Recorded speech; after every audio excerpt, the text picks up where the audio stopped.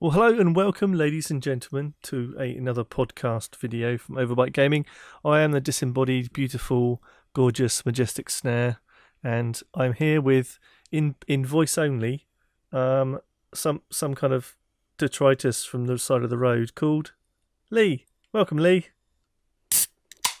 What's up, bitches? See, this is the difference in class, Lee. You're drinking beer while I'm supping on a very nice red wine that is very, very tasty.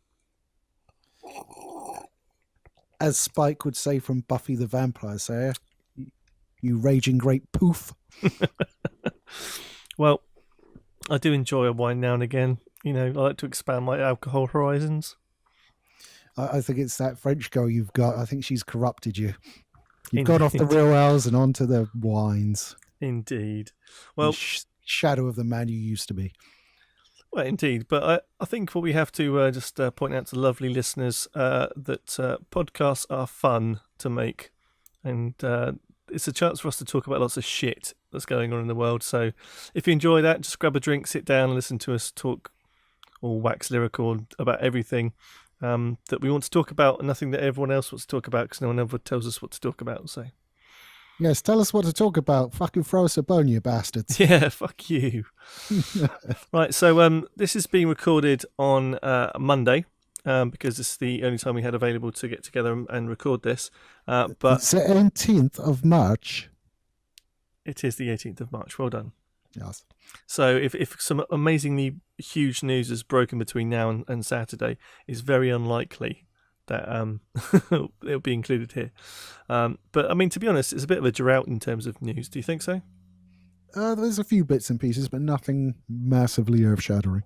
But also, we'll talk about some things we're looking forward to. We'll go through some news stories and go off at tangents where they feel right. So, I don't know, Lee, as the detritus guest of the evening, how about you just kick us off, mate? What's the first thing you want to talk about? Okay, first thing I want to talk about is apparently Red Dead Redemption 2 has been patched and it has removed ambient occlusion and is making the game look worse. Which is disgusting. So do we actually have a reason for why they're doing it? No, they've not come out and said anything. So whether or not it was just an error and they're planning to put it back in as quickly as possible, don't know. And I did ask you to check earlier about this one, but the it's not just on the online play, is it? It's actually across the whole board. Single player as well, yeah. Which is not good, let's be honest. Well, no, I mean, if you it's one thing to have a downgrade between E3 and when the game releases. It's another thing to have a downgrade between patches. Yeah, I mean, the thing is that I was expecting Red Dead Redemption 2 to do a lot better than I thought, or it actually has, in terms of the psyche of gaming as it is today. Because I mean, the multiplayer, yeah. Well, not just the multiplayer. I mean, I was expecting that to be kind of average, but it hasn't really grabbed people's attention as much as I thought it would. I mean, initially, yes, everyone was like, "Oh, it's amazing, it's great, I love it," but it didn't have the long stay power of a game like Grand Theft Auto, did it? No, I think it was just the fact it was so grindy.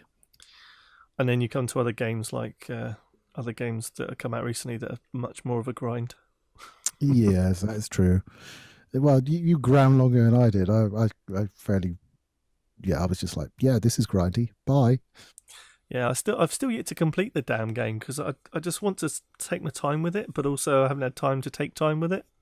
So I'm like, it's not pulling me back as I thought it might do. But the idea of having a graphical downgrade just because they're doing a patch or something, it just feels weird. It just doesn't feel the same kind of standard or quality you'd expect from Rockstar. No, certainly not. I mean, I reckon it's a mistake personally. I can't think that they make their game look shittier when it ran okay anyway. Yeah, it's got to be something that's gone wrong. Yeah, I'd like to give them benefit of the doubt. They're no Bethesda, so yeah. Well, Bethesda's always been Bethesda. We've just forgiven them. I still find it difficult to believe that Bethesda, as a studio who gave us the absolute behemoth of a game of Skyrim. I know it wasn't in great condition when it launched, but we were in good friendly terms with Bethesda at that point. But that actually segues nicely onto something I didn't mention to you and I meant to. Oh, look at how good I am at segues. Yeah. Apparently, we are rumoured to get a Starfield announcement at E3. Oh, boring. Yeah, I imagine it's on the Creation Engine. In fact, I know it's on the Creation Engine. The problem is that maybe 10 years ago, having a star attached to your game was like a really big thing because it was like groundbreaking. But Mm. these days, doing a video game is right up there with doing a film, or it's right up there with doing a TV show. So you're more likely to be able to get that talent because of the budget you're dealing with as a big studio. I mean, Yeah, Beyond Two Souls comes to mind. yeah, and also it's not like big names, but I did spot quite a few people, or a couple of people in Anthem, that I was like, oh, they've got that person. That's quite cool.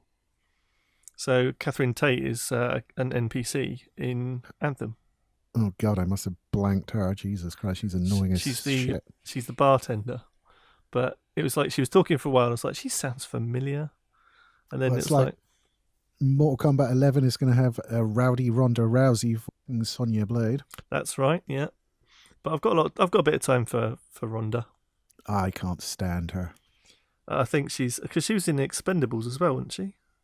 Yeah, if you want to see what Ronda Rousey's like, and okay, it may have been edited for TV, but like her season on The Ultimate Fighter, she came across as one horrible, nasty piece of shit. Well, she does get into a octagon and beat the shit out of people. So Yeah, so do a lot of fighters, and they're not horrible, nasty pieces of shit. yeah, but maybe just anthropomorphizing your kind of like human values into a cage fighter. I don't know. I'm trying to give her the benefit of the doubt. People too, Snare. They are a bit, just a little bit. I still remember that story many years ago of the boyfriend at the time of Katie Price. I was out on a stag do with all his mates in drag, and someone picked a fight, and they literally got decimated by about 5 cage fighters. So, lesson to the people: don't swing your fucking jibber jabber lips around. I thought she was going out with Peter Andre. No, it was the guy after him, I think. Don't know. It was someone that was on. It was kind of he was a cage fighter, and he was attached to someone who was kind of half famous or whatever. Anyway, that was a proper tangent. Yeah, she's been around the block so many times. I'm surprised I haven't had her. But yeah, so I think it's what were we talking about? We were talking about Red Dead, wasn't we? Going back to the actual topic. Or do we move on? Oh no, it was like celebrities in games. But yeah, I think with celebrities in games, like sometimes it works because you might have things like, oh, that'd be really good to get someone to do that thing. They're perfect for it because people now have a better idea for, say, an old game that is a retro game that's loved to bits, and you might have somebody go, oh, they would make a fantastic Link in a film or something. That way round it kind of works. But when you have a game being remade or a new game, you know the canvas is quite blank. I mean, we both loved that short that came out with Nathan Fillion doing a Nathan Drake short. Yeah, that was superb. Yeah, it was even current Nathan Fillion pulled it off. Yeah, happy. And you wouldn't think he would either. You were like, oh man, like we missed our chance. We should have had this like 10 years ago. But no, he did a good job.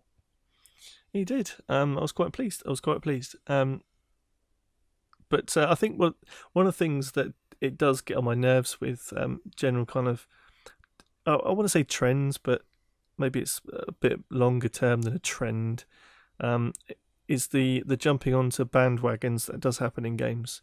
I mean, we both probably touched on this or discussed it last time about people not taking chances with games, and it basically just looking for the profit from sale of a live service rather than a game. So we are moving away and into that space. But one of the games I saw coming out soon, I think it was start of April, maybe end of April, called Not My Car, and it's a car-based battle royale game. And apparently they fly as well. I haven't looked into the game itself, and it just struck me as, okay, battle royale is a good fucking mode of a game. It shouldn't be the game. But I'll be honest, I had a great amount of time with PlayerUnknown's Battlegrounds, and Apex Legends is pretty good. So I have had fun with those games, but surely like splitting out into like sub fucking micro genres, like, okay, this one's with cars, maybe this one's going to be with badgers or whatever. It just seems like a push. So I don't know what you think about that. Do you know why we'll never have flying cars? Go on, then. Is this a bad joke? Is this a dad No, joke? no. This is something I'm cribbing from Neil deGrasse Tyson, so it's got to be true. Okay, go on then. Because we don't need them. If we need to go above, we build a fucking bridge. If we need to go below, we build a tunnel. If we need to go sideways to get around traffic, we build another fucking lane. Flying cars are completely superfluous. And they're fucking noisy. That's what they said about the television, though. Yeah, look how good TV's doing. It's just there to show streaming shit now. Well, on that subject, there was a cry out in the UK news about Comic Relief I saw today. The fact that their donations went down like 7 million, and they were blaming it on TV viewership. Well, it makes sense if it's a TV telemarathon and less people are watching it, then they're going to get less money. It just makes sense. And also, there's a lot more like causes out there people are doing for GoFundMe's or charity stuff. They'll raise money themselves, and so people maybe will give it out. I don't know, but the one that really annoyed me was Children in Need. It was like, say, here's little Anish in India. He goes down the mine and gets 5p a day. I'm like, why are we sending him money? He's got a fucking job. Well, I hope that was in sarcasm, mate. Yeah, it was. I'll just point that out for the audience. Now, we're not completely heartless, but and we're not going to get political on this fucking podcast. Not really. It's gaming and personal shit, but no. I mean, we spent half an hour talking about fucking Netflix last time. So. I didn't realise we could do personal shit. Let me tell you about my new spot. I thought that's more of a rash anyway, mate. So it is. It's like nappy rash, but it's on my shoulder. God knows what my girlfriend's been doing. That's fucking shingles or scarlet fever or something. Probably, you know my diet. But I'll tell you one thing, just while it popped into my head, is I watched the Love, Death and Robots series on Netflix. Oh, tell me about it. I watched like the trailers for each of them. Oh, it's great. I love it. I mean, it reminds me of a little bit like the Animatrix, where you've got these shorts. There's like 16 episodes. They're about 10, 12 minutes each. Some take some similar styles of animation. Others are kind of more anime. Some are more model and sort of like differently drawn and stuff like that, and different styles. The actual kind of subject matter is vary between all of them, and I think it's a fabulous series. Like it really does. Like you want to watch the next one because there's something so quick. It's going to be a 10-minute video, which is kind of an attention span for most people now.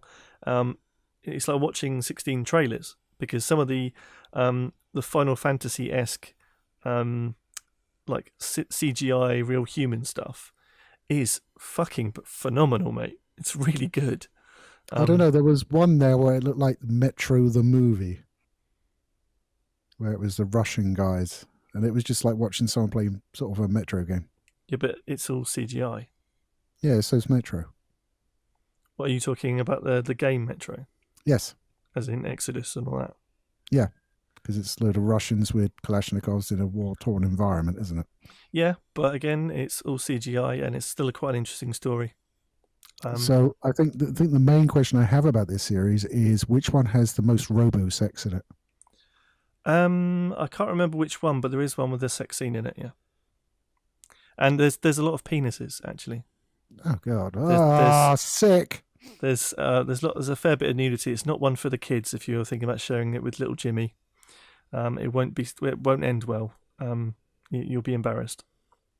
Yeah, some of them did look good. Others, I was like, oh, I can't really deal with that. Because the one where, I think, what's it called, Suits or something? Where the farmers are fighting aliens. And yeah, that's suits. very Fortnite-y. Yeah, well, but the animation style is like really choppy. It reminds me of like Into the Spider-Verse, which is why I haven't seen that, because it just makes me feel fucking queasy. It's a style, but seriously, they're interesting stories, and they're like things where you will finish watching it and go, "Oh my god, I want this to be a full blown thing. I want it to be a feature length thing. There's more there, and I want to know more." So for that reason, I would highly recommend it. Well, I imagine they'll expand it if they're successful. Now they've got all the monies they were spending on superhero products back. There's one real short one about how they genetically engineered yogurt and it became sentient and took over the planet. That's really funny. From a kind of like tongue-in-cheek that is clearly being taken not very seriously, and the animation style suits it perfectly. It's one of those like montagey kind of then this happened, then this happened, then this happened, but it's just fun. No, that would never happen. All the snowflakes would fucking eat it. I'll just let you watch it. It's good. It's good. But yeah, so that's my Netflix tip of the week. We need a jingle for that. Da, da, da, da, da. No, like Snare's Netflix of the week. I will have to cut that and slow it down or something. That'd be funny. Anyway, What, make my voice sound manly. maybe just the once. So my point about like copying things and going around and trying to make the same game but under a different label, which is, let's be honest, what they tried to do with Anthem against Destiny and Warframe and games like that. But this battle royale thing, I'm hoping it dies soon. I'm getting bored of it. Well, it's not a new thing, though, is it? I mean, as soon as the original Medal of Honor came out, you had Call of Duty, you had Brothers in Arms, you had shit like that. They were all hopping on the World War II first-person shooter bandwagon. That was a trend. Yep, that happened. And then Call of Duty went to modern times, and nobody else did as well. Yeah, that's my point. It's like the idea of having a new idea and a new game is almost solely in the indie space, because those people can experiment and get creative and do their own thing. If you're going to do something AAA, it's got to make money. Otherwise, they won't do it. Well, then you have games that do have originality, like Rape Day or School Shooter Simulator come out, and they just get lambasted. Of course, creativity's on the wane. Well, I hope that's sarcasm, but I can't be sure with you. Less in that case, but still a little bit. So let's talk about some other games we're interested in coming out soon. So the one that I think we'll both be playing but not necessarily reviewing is Mortal Kombat 11. Yeah, we'll have to see how that falls. It kind of like falls awkwardly in our review period. We may be able to sling it in there as an extra one if we can get some traction on it. But I've already been bought it by a friend, so yeah, whatever. I'll review that one and save me some money. You'll be playing it anyway, let's be honest. So yeah, I will. So that's definitely a game I'm looking forward to. I think I can't even remember if it's coming out soon this year. I hope so. But Cyberpunk 2077 is clearly a game. When it's done, I think it's the release date issued by CD Projekt Red, which is fair enough. Yeah. I don't know what the release date is of that game. I mean, it's always been like just over the hill. But I just think it's the kind of game that's up my street. I mean, I was really looking forward to Deus Ex, the last Deus Ex game, and that kind of transhumanism mixed future thing. That's really the kind of shit I love. I mean, I love Transmetropolitan, the comic book, which I think you got me into originally anyway. No, did I get that and got you into it? I've read it. It's not one of my favorite comics, to be fair. Although I do like the shit gun. But there's so much stuff in that because that was written in I think mid 80s, maybe a bit after. Something like that. Yeah, it was like Alan Moore. Yeah, or Grant Ennis, I think, wrote that one actually. Was it? I think so. I was on my Grant Ennis vibe from things like Preacher and shit. Yeah, and The Boys. Yeah, but in Transmetropolitan, that kind of look to the future was accurate in places, with like news feeds and mobile phones, and there's a bit where he downloads stuff into his brain to like store it as like flash storage. Which is not necessarily what people are doing, but the idea there of like transhumanism and mixing technology and biology, that's great. So Cyberpunk is just going to be fucking incredible. So yeah, we're both stupid, by the way. It was Warren Ellis that wrote that. Warren Ellis, not Grant Ennis. Okay, gotcha. Yeah. I'm an idiot. It's still a good comic though. I was further away, in fairness. So that, Yay, Snare knows more about some comics, kind of. And more about that comic. Yeah, I'll tell you what. I did watch a video on the other day that I thought of you when I saw it because it was fairly recent. Oh, that's sweet. It's because we'd had the discussion many times, but it was discussing the difference between, or discussing the problem how Fox killed off a certain superhero X-Men in one of their X-Men films. The person that's literally unkillable. That would be Darwin. It would indeed. And he actually went into a little bit of the how he's coped with things in the past, and I was like, that's such a cool character. Yeah, it is, and he is able to turn his body entirely into energy, and actually take someone with him to save him. So, yeah, Did I you can't really get my head around that. did you know that he? You probably did. I'm going to test your comic book knowledge, but you can probably go, yeah, I knew that. But did you know he once he turned himself into Sponge? Yeah, I knew that. I thought that was great. It was like his way of like not getting hurt by the Hulk, wasn't it? Or that was a teleportation. No, that was a teleportation. Yeah, his body thought the best way of surviving it was just not to be there. It's just a great idea. Um, I think I might have to get myself into reading a bit more about Darwin. Um, not the theory of evolution, although it's still a damn good read. I want to learn a bit more about him because I think it's just an interesting facet of a character. So Yeah, I've got a couple of books with him in that you can borrow.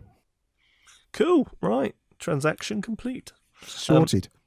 But yeah, I think with one thing that still is bugging me though, which I hope gets some traction soon, is talking of characters. The recent fantastic Spider-Man game that we had on the PS4. Yep. It's got to open doors to other characters like Iron Man and stuff like that. Surely, What, in that game or new games? no, new game. Just have another stab at doing an Iron Man game, or I'm not particularly fussed which superhero, but just something that's a bit newer, a bit fresher, because that's a perfect fucking action game in Spider-Man. There's hardly anything wrong with it. No, I totally agree. It was fantastic. Well, it was our game of the year. So It was indeed. But I still want that symbiote suit though. I will never shut up about that. You really won't. Oh, nearly dropped my glass. See, see, being a ponce. I am being a ponce. It's underneath my microphone. I have to keep reaching around it. I've got to reach around for some wine. But yeah, so I'd love to see. Oh, you might want to rephrase differently. No, that was fully intentional. So yeah, it wasn't an accidental wine rape. So one of the things I want to see is like an Iron Man game. I think maybe even have some weird ass like play as a villain. So why not have a game where you play as Thanos? You know, because that'd be super easy. Because just click your fingers. well, before you get the Infinity Gauntlet. So you smash everybody and then click your fingers. Yeah. Like the boss battle is going to be like at the end of Avengers Endgame, and the aim is to not lose. Yeah, I mean, I think I still waiting to hear what Rocksteady are doing next because there's that persistent rumor it could be a Superman game. Oh my god, if they pull that off though, can you imagine? Can you imagine? I mean, no. This is the problem when you get a sniff of an idea with a new game and you're like, oh, are they going to do that? Oh, it's going to have this in. Oh, it's going to be amazing. Oh, it's shite. Well, like the Iron Man games. Well, yeah. I mean, I remember the Winter Soldier one. The Captain America wasn't terrible. The Hulk games are pretty good. The Winter Soldier one. No, there was a there was a First Soldier or First Avenger one. There was a Captain America game.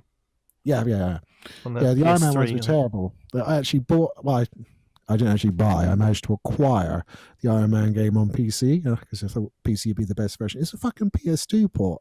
I ended up buying it on the PS3 to play a shit game. I know, but it's just something that could happen in the future. You know, if they do a Superman game, I'll be up for that. Apparently, The Boys is becoming a TV show as well. I know. Amazon Studios has picked up the series, much like it did with Preacher, and it's being done by the same team as well. Which worries me a lot. Well, they've got Eric Kripke on board, who was responsible for the earlier seasons of Supernatural. Didn't he do Fringe? Was that someone else? No, he did not do Fringe. Oh, that was Tim Kring, wasn't it? That was Heroes. I know he did Heroes, but didn't he do Fringe as well? Who did Fringe? Fuck it, this is going to bug me now. You're right. You're lucky I'm on Wikipedia, my friend. It's important to just show me up, and I've named like 3 people, and it's none of them. No, it wasn't Tim Kring. He did Touch, which was that Keith Sutherland thing, I think. Oh, right, okay. Wasn't it JJ that did Fringe? Actually, it might have been Abrams, yeah. was J.J. Abrams, Alex Kurtzman, and Roberto Orci, the people that have ruined Star Trek. Aw, that's sweet. Mm. But yeah, I'm worried for it because my feeling for Preacher's gone downhill because it felt like nothing was happening between each episode. It was just like dragging it out, and that always is a concern for me where you're trying to make as many episodes as you can just to kind of pad out a season. Because the first Yeah, episodes were okay. It was like, oh, this is new, but then you like, well, nothing's happening yet. None of this was in the comic.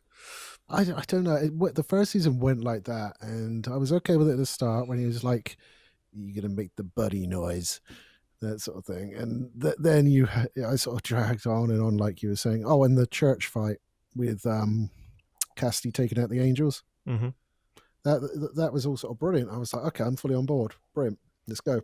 I mean, the casting for the most part, I absolutely love it. I don't like Ruth Negga as Tulip. I don't think that fits. It's No, the no, way I but read Tulip in the comics. She's not acting like that. So no, but when what's his name, Dominic Cooper. Cooper, yeah, that's it. When Dominic Cooper is in something, Ruth Negga has to be in something because she's his woman. It just doesn't fit. I'm sorry. I mean, I think Dominic Cooper is a small stretch, but he does a good job. The mate who plays Cassidy is amazing. Joseph Gilgan. That's his name. He's absolutely top drawer. Most of the other casts, I'm like instantly recognizable from the comic. I love it. Even the Allfather, the big fat dude, love it. Yeah. Pip Torrens. Special shout out for Pip Torrens. Oh yeah, hair just great. That is perfect. That's probably the best translation from the comic book that they've done. Yeah, absolutely captured it. But this is my problem that I have with The Boys. So for those of you who don't know The Boys, it's a comic book series in which you're in the current time where superheroes are a real thing, and they're almost like they're not controlled or regulated at all, and there's like a secret government like task force set to like keep them in check. So it's a bit like the old phrase from the Watchmen comics of who watches the Watchmen. But this is the guys that are watching the Watchmen. So and it's got Simon Pegg in it. It's a likeness of a character called Huey. I think his name's Huey. Yeah, Wee Huey. Wee Huey, and it's basically modelled on Simon Pegg. So if he's not in it, it's going to be a pointless effort at all. But have you seen like the pictures of Simon Pegg that has done the rounds recently? He is cut to fuck now. Really? Yeah. Google it now. Nerd got swole. But yeah, so it's like if they have the same team behind it, I'm just worried they're going to pan things out, and I have to say that the subject matter of that comic is so fucking degenerative and just debauched and just full of horrible sex. Like, yeah, we haven't had the sexual investigators yet. No, we haven't. Okay, I haven't actually caught up on Preacher recently, but I remember that in The Boys there's a scene with a hamster, an anus, and a dead superhero. So what they managed to do is fine. But there's even a scene with loads of superheroes going to like, I think it's called hedonism. They go to this like island and they bring in all these hookers and they have to give them like superhero drugs and so they don't kill them while they're using them. Yeah, so they don't blow out their bits. Yeah. Very mole rats. It's crazy. So it's a great comic book series if you're above the age of 18. Go and check it out. But plus, there is one particular storyline where a superhero that's kind of like a Batman and Iron Man an amalgam fucks a meteor to save the planet. I don't remember that, but you don't really. That was Tech Night. You don't remember that? Oh, I vaguely do. There you go. But there's a horrible villain in it, and it would work well on TV, I think. But I don't know if those guys can really pull it off. I don't know. I really don't. I'd want to see them. The problem with Preacher is like you read the comic books and you're like that would be perfect in like a movie or a TV show. That scene that I've just read there, and they've just fucking season 1 was basically. It should have been him gets his power. It should have been basically the first volume of the book. So he meets up with Cassidy and Tulip. He gets his power, and they have a standoff with the Saint of Killers. Mm-hmm. Job's done. And instead, they've like got fucking stuff from Volume 7 in there. You've got stuff all over the place. I haven't Yeah. got a massive problem with them mixing it up, but it was written in an order for a comic book. It's a different media. It's going to have a different feel, but you can't just run roughshod over it. It's got to be told in the same way. That's the whole pacing. That's why it's so good. That's why it's got to become a TV show. I did like Fiore and de Blanc, though. I they're different from the comic book, but I think it's a positive difference in their case. That fight in the hotel room pulled me right back into the show. Yes. Yeah, that's. I mean, that's the thing. It's got some great bits in it, but I'm just concerned. That's all. That's all. Mm. But yeah, enough about potentials that are going to disappoint me. How about let's talk about a From Software game? That won't disappoint me. What? Sekiro. Yes, Is that right? that's right. Isn't there a subtitle you reminded me and I've now forgotten? Well, that's because I Shadows read it Die off the screen. Twice. Shadows Die Twice. There you go. But the reason I wanted to talk about that briefly is because for all of you guys listening, I don't like From Software games. I don't like the elitism of them. That you have to get good to enjoy the game when you've actually, paid for it, and it's just a fucking chore. I don't get the I don't get the pleasure from a game where I'm just going to fail constantly. I don't get that. So this It's is far an too much interesting. like his life. Yeah, I'm just feeling like it's very interesting for me to see a game with that's from software, but it has different changed mechanics, if you like. So you don't have stamina bars, and you have like one hit kills, and you got what they say a clockwork grappling hook arm thing. It's and it looks great.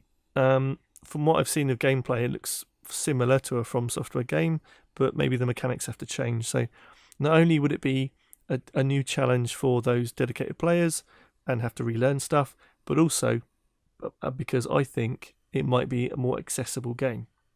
Oh fuck! What? Have you caught it in your flies again? No. Days Gone comes out next month, 26th of April. And that's a bad thing? Well, yeah, that's another one I fucking buy. Stop releasing games I want, you bastards. Well, I suppose we're getting to that point in the year where things are ramping up again, aren't they? So, maybe if anyone's listening right now, you can let us know down in the comments what you want to see as a review. Because if you're the one that actually gives us a comment, you're probably going to get the answer. Yeah, because you'll be the only one. Well done on beer number 2. I mean, I'm talking too much in this podcast, clearly.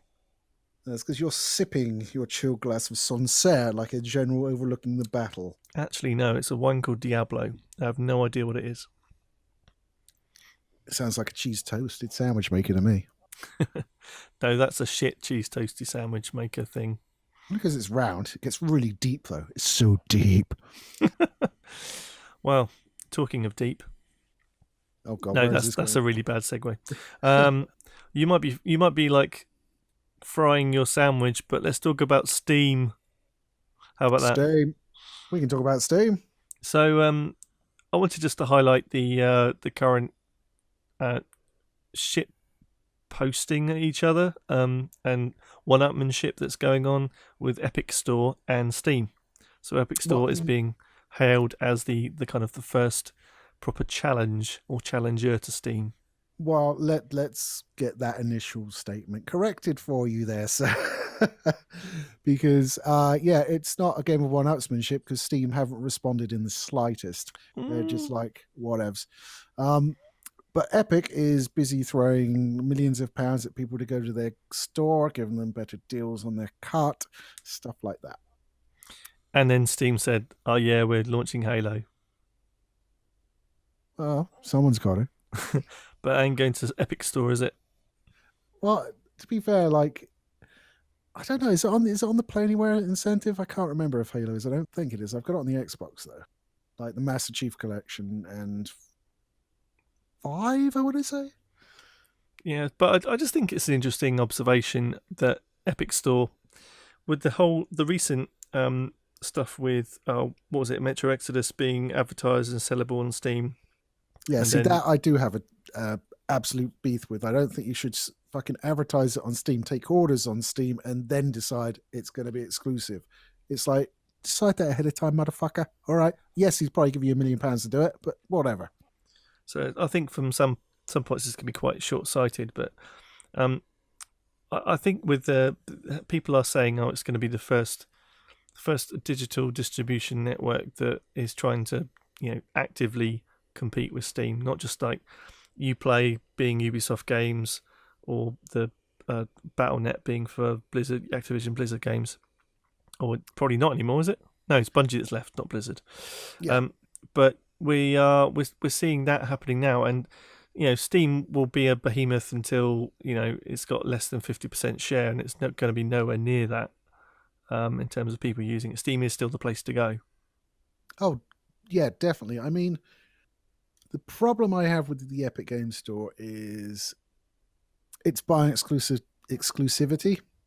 That's not competition if it's only available on your platform. It's competition when it's available on all platforms, and you choose where to buy it. Yeah, and you sell the most than someone else. Yeah, exactly. Yeah, no, I totally agree. So the fact that Metro Exodus did that pissed me off. I mean, I've just had to install it literally at the weekend for a game which is a possible review, so I won't say what it is. Well, it's not quite true, is it? I mean, you just have a personal reason why you had to do that. Well, you could get it from another client, but I hate that client so much. You could play it on there.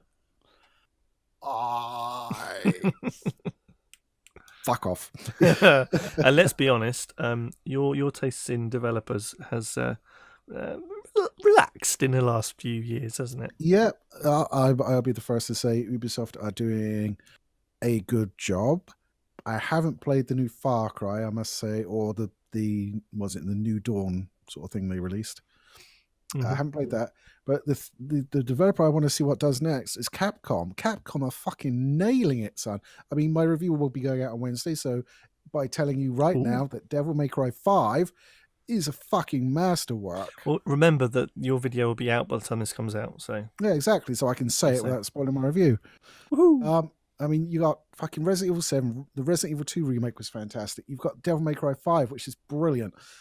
Even if Nero looks exactly like the wrestler Cody Rhodes. And he does. Which you probably don't understand because you haven't played it, but you will get it when you see my review, because you will definitely watch my review and like it, motherfucker. Maybe. It depends if it's good.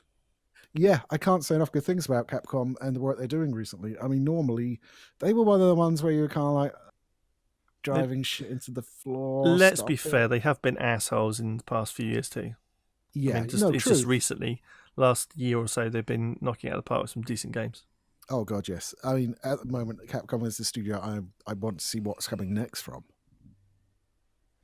Absolutely.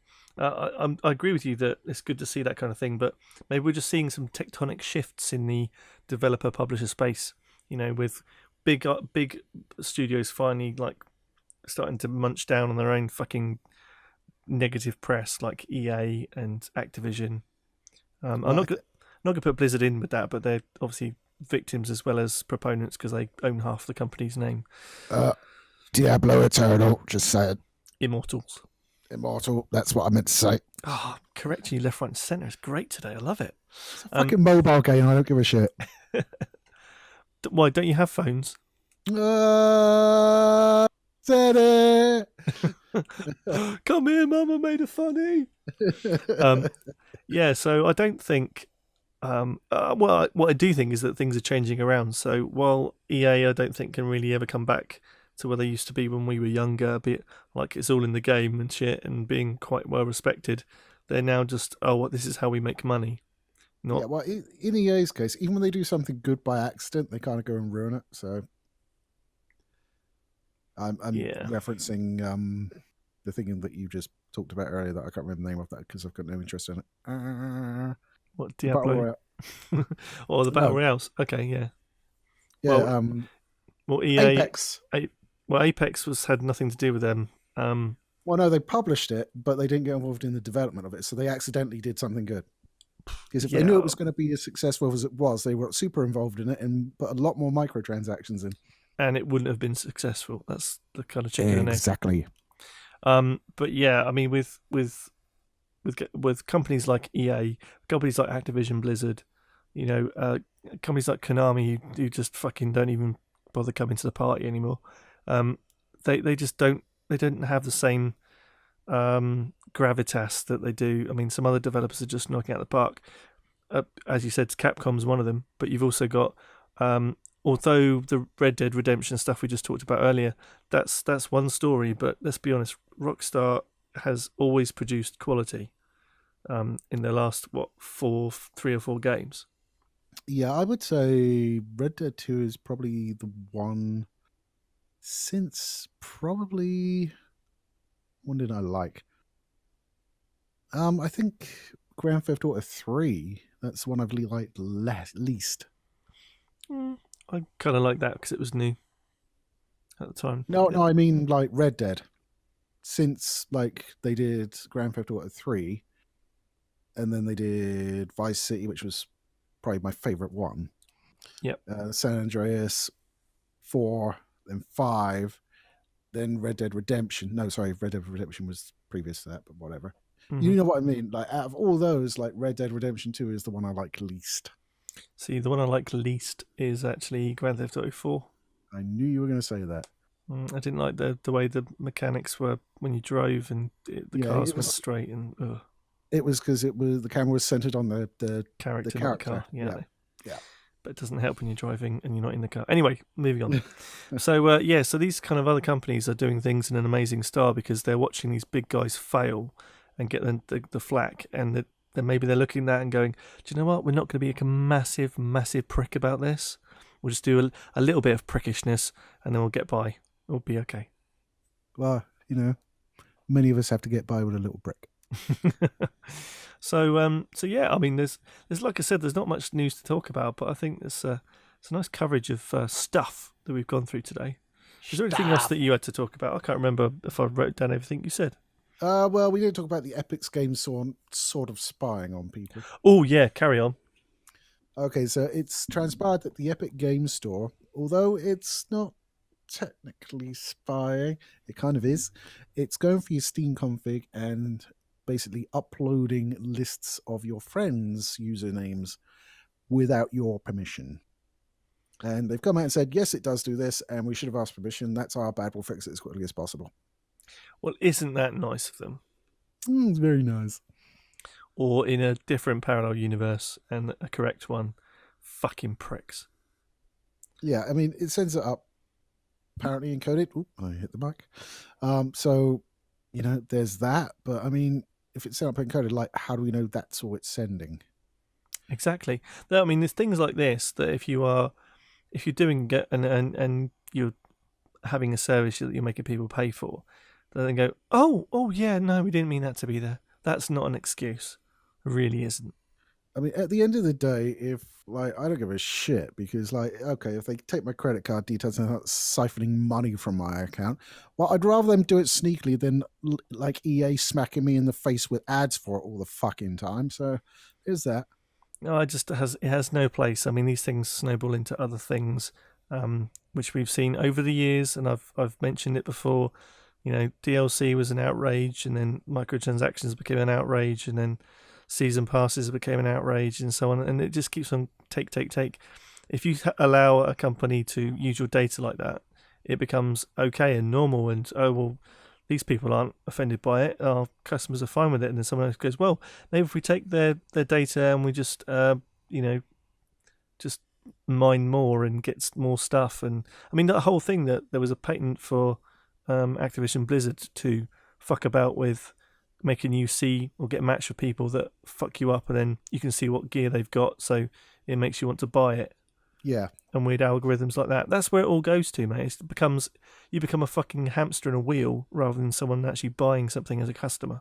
That's why I don't play online, bitches. It doesn't matter about playing online. They'll do the same thing to you if you're playing single player.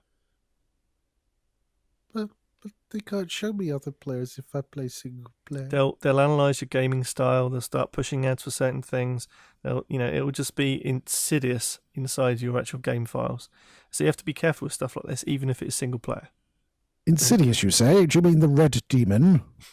I do mean the Red Demon. So I've been looking whilst we've been talking, and because I can multitask like a motherfucker, I've been looking up SIE, Ben Studios, which are the guys that are doing Days Gone. Right. Do you know what else they have done? What? Nothing? Siphon Filter. Oh dear. You do not even know. No, did not know that. No, Siphon Filter is a PlayStation 1 game from back in the day, and it starred motherfucking Bruce Campbell's voice. And you had a taser. Actually, no, I'm thinking of something else. Sorry. No, You had a Siphon taser. that was the night vision goggle guy, wasn't it? No. That's Splinter Cell, you pillock. Ah, yeah. And that was Michael Ironside, not fucking Bruce Campbell. What the hell are you thinking? Who some people might say is better. Fuck off. Although Michael Ironside is a god. He's just Welcome not to the quite... party, Victor. Sorry. Yes, that was his arms. But yeah, Siphon Filter was amazing because you had a taser and you could taser people, but you could hold it down. So you got like electrocuted for a long time. And then if you held it down long enough, they caught on fucking fire. Okay, that's cool. That's cool. I mean, from what we've seen of that game, though, it does look quite impressive. It could be fun. Yeah, it looks like The Walking Dead sort of meets Sons of Anarchy. Yeah, it does. I'm kind of worried they've just made like Daryl the game. The thing is, though, that's the weirdest thing about Walking Dead is that Daryl's probably the like most liked character in it, and he's not in the comic. Yep. Well, half the people fucking in the show aren't in the comic because they're fucking dead in the comic, and the other half are in the comic but are dead in the fucking show. Yeah, it's all fucked up, really. Yeah. But I mean, I've still got to watch the most recent series of Walking Dead. Oh god, I stopped ages ago. Well, I enjoy watching it with the other half, and we both enjoy the shows. It's like 10 episodes, I think. No, that's Game of Thrones. Maybe Walking Dead is 10 as well. I can't remember. But it's not a long series. It's good fun. And it's just a nice show to watch. I mean, it's the same story every season, but, that's the same with the comic, and I enjoy that. Yeah, I think I stopped watching after the season with the Governor. I didn't like the Governor. And Negan was okay, but... Yeah, I like Jeffrey Dean Morgan. I think he's like a hell of an actor. He's kind of like Iron Man's dad.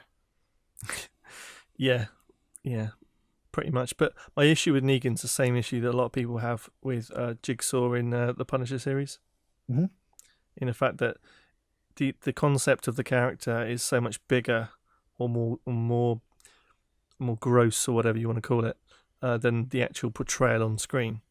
So yeah, Jigsaw should look like fucking Mason Verger from Hannibal. He just should have been ripped apart in the face rather than a couple of nicely timed scars on his face.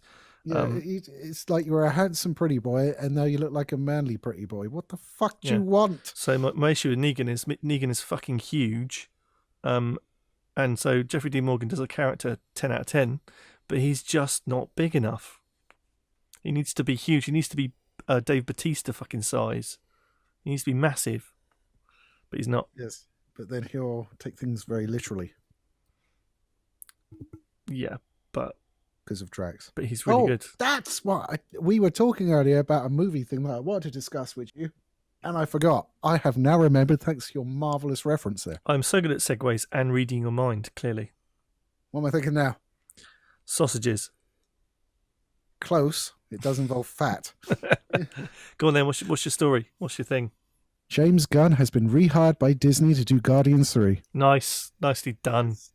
Well done. We like it. Didn't he get fucked off for some like tweet from 12 years ago or something? Yeah, he's been a tweet with an inappropriate, like, I think it was kind of like a pedophilia joke.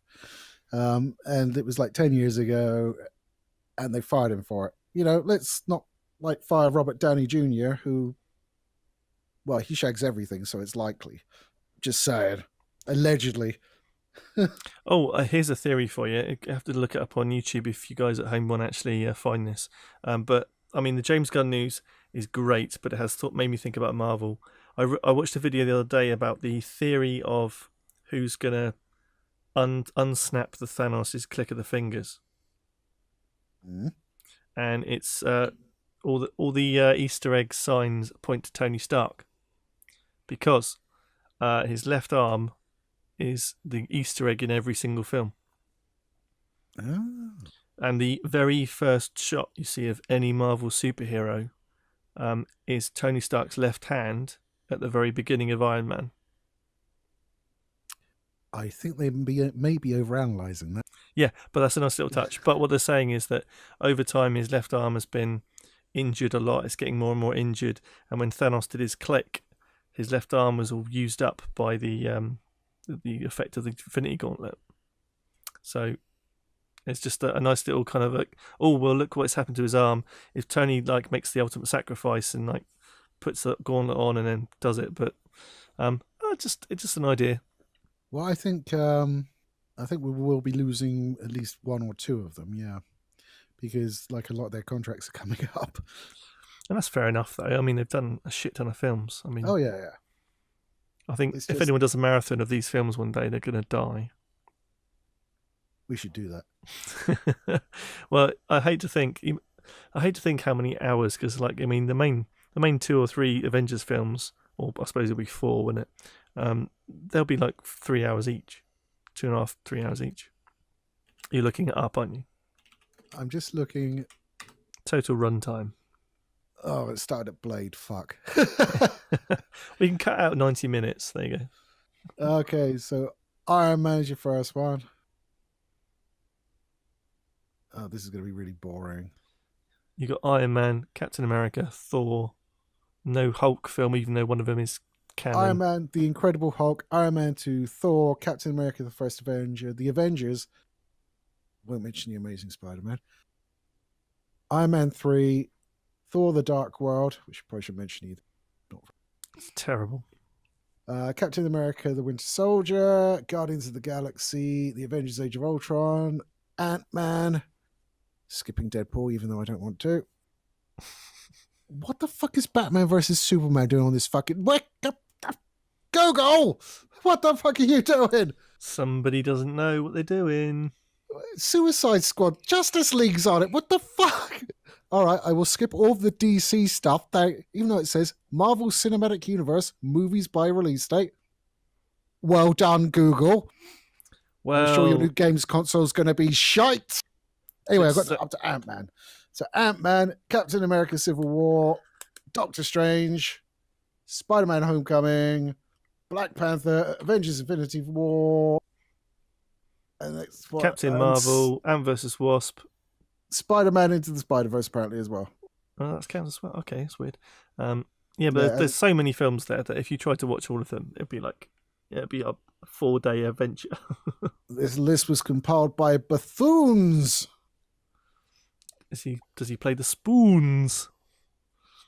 Fucking Suicide Squad. That barely counts as a fucking movie. Apparently James Gunn's doing that first though before he comes back as well. What, Suicide Squad 2? Well, it's actually a reboot. They're calling it. What? Yes, they're rebooting it because the first one was so god awful, and they can't get Will Smith back. Oh, what a shame! He's too busy being a fucking genie. Apparently, they're casting another black guy, which is weird because in the comics he's white. So why you need to make a black guy? It's probably so people don't notice the difference, like they didn't notice the difference between Back to the Future 1 and 2. Well, I think they're trying to get Idris Elba, which he's good in anything, I suppose. I don't try. No, sorry, no, don't. No. He'd be great as James Bond, and he's traditionally white. He'd be good as Bond, but then again, he's good for like more of a TV level, I think. Oh, I mean, he's already playing Heimdall, isn't he? So, well, yes, but we don't need to worry about that anymore, do we? I suppose not. Yeah, that's interesting though. I mean, Marathon would be incredible. And fucking Captain America played Johnny Storm, so whatever. Well, yeah, Ryan Reynolds did Green Lantern. Mm-hmm. And he did a stint in where he was basically doing Wade Wilson, wasn't he, in Blade? Yeah, he was not Solomon King. Was it Solomon King? I can't remember his character name, but he was being fucking Deadpool in it. He was trying to be Deadpool. He's a fucking vampire Pomeranian. Yeah, so I think, well, our podcast is now dredging up fucking random facts about Marvel films. Hannibal King. There you go. Looked it up. Well done, you. Well done, you. I hope you feel better. Well, Google got something fucking right tonight. Wow. How do you know? Well, because I remembered it when I read it. Oh, fair enough. But yeah, that's. I think brings us to a nice close of our podcast. Is there anything you'd like to say to the people at home, Lee? Send me your bras. That's a thing. But yeah, thank you for tuning in and sticking with us through the entire podcast. I hope you had a nice time chilling out with our beautiful dulcet tones, listening to us fucking moan on about loads of shit. And don't forget, you got an upcoming game that you want to see reviewed? Let us know. Unless it's on the Switch because you don't fucking have one. Well, that'll be a review for you then, won't it? Just request loads of Switch games. It's all good. No, they're fucking expensive. But yes, thanks for listening to our podcast. We do have videos that aren't just podcasts coming out on Wednesdays and Saturdays, and we have obviously a massive want for you to like and subscribe to the video. Yeah, you better like my fucking Devil May Cry 5 review. A little bit of a joke in there. I might put some jokes in there. You know, good. I hope you do. You fuckers better watch it or have watched it by this point. I will log on when you've launched it, and I'll watch it, and I'll dislike it with passion. Well, it's interaction. That's good enough for me. But yes, guys, thanks for tuning in, and we'll catch you next time. Take it easy, guys. Bye.